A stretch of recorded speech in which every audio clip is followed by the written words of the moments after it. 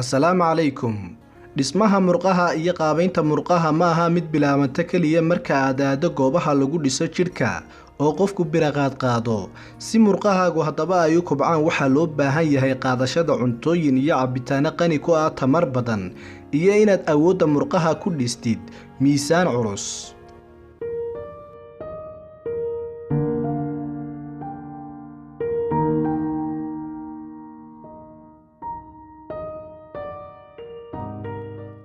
haddaba daawada khudaarta iyo midhaheeda waxay aasaasi u yihiin cunno isku dheeli tiran oo kulminaysa macdanta iyadoo aad ka helayso noocyada fiitamiinka iyo borotiinada kale ee jidhku u baahan yahay.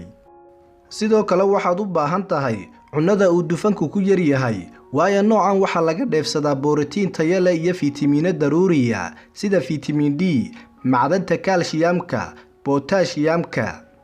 dhinaca kalena cuntooyinka aad murqaha ku dhisi karto waxaa ka mid ah hilibka geela ee aan lahayn dufanka ama jiidhka ah waxa uu murqaha ka caawiya gaadhsiinta ogsajiinta waana cunto laga helo borotiin aasaasiya oo aan looga maarmi karin dhismaha jidhka ragga. dhinaca kalena ukunta ama beedka ayaa ka mid a cuntooyinka murqaha dhisa waayo ukunta ama beedku waxay qani ku tahay nafaqo uusan jidhku ka maarmin waxaana habboon in qofku maalin walba quuto hal xabbo oo ukun ama beed ah si uu u dhiso murqaha jidhkiisa. waxaa ukunta laga helaa fiitamiin B2 oo ah fiitamiinka quudiya murqaha jidhka sidaa daraaddeedna daruuri u ah dadka xiiseeya inay murqahooda iyo jidhkooda dhisaan. sidoo kalena daawada lowska ayaa ka mid a cuntooyinka murqaha dhisa waayo lowska waxaa lagu yaqaanaa inuu leeyahay nooc ka mida borotiinada oo u wanaagsan murqaha jidhka. sidoo kalena lowsku waxa uu jidhka ka caawiya qashinsaarka. daawada cuntooyinka kale ee murqaha dhisa waxaa ka mid a digirta iyo hadhuudhka waayo waxaa laga helaa maadada loo yaqaano carbohydrate oo tayo leh.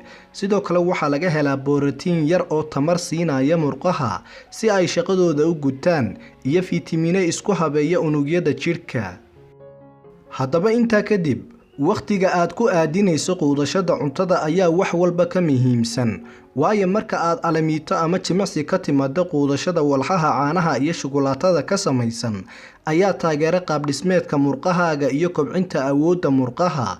sidoo kalena si murqahaagu ay kobac u sameeyaan waxaa muhiima inaad garanaysid wakhtiga ugu habboon ee la cuno cuntooyinka kaa taageeraya dhismaha murqaha. dhinaca kalena daawada waxaa muhiima inaad ku baraarugsanaato xaddiga lagaga baahan yahay ee cunto waayo waxaa lagaga baahan yahay inaad ka digtoonaato quudashada cunto badan sababtoo ah cuntada badan waxa ay jidhkaaga soo gelinaysaa kaloris badan waana sababta cayilka. haddaba tamarta cuntada haddii ay badato waxaa badanaya baruurta koraysa jidhkaaga sidaa darteed si aad u dhistid murqaha jidhkaaga waa muhiim inaad qaadatid cunto isku dheeli tiran. sidoo kale waxaa muhiima inaad garatid in borotiinka uu lagama maarmaan u yahay dhismaha murqaha sababtoo ah murqaha waxa ay ka samaysan yihiin borotiino. haddaba daawadayaal aynu imika ka hadalno tusaalaha qaadashada borotiinka. ragga alimiteeya ama jimicsada si jidhkooda ku habboon ay u sameeyaan waxay u baahan yihiin 1.6 ilaa 1.7 garaam oo borotiina oo loo qaybiyo kiilogaraam walba culayska jidhka qofka. sidaa daraaddeedna 2 koob oo caana waxa ayna siinaya 20 garaam oo borotiina waana xaddi ku filan inay falgal togan ku sameeyaan shaqada murqaha. haddaba si aad xaaladaada caafimaad iyo qaabdhismeedka jidhkaaga isugu dheeli tirto la tasho cunno yaqaan kaa caawinaya murqa dhisidda adiga oo qaadanaya cunno nafaqo iyo caafimaad leh.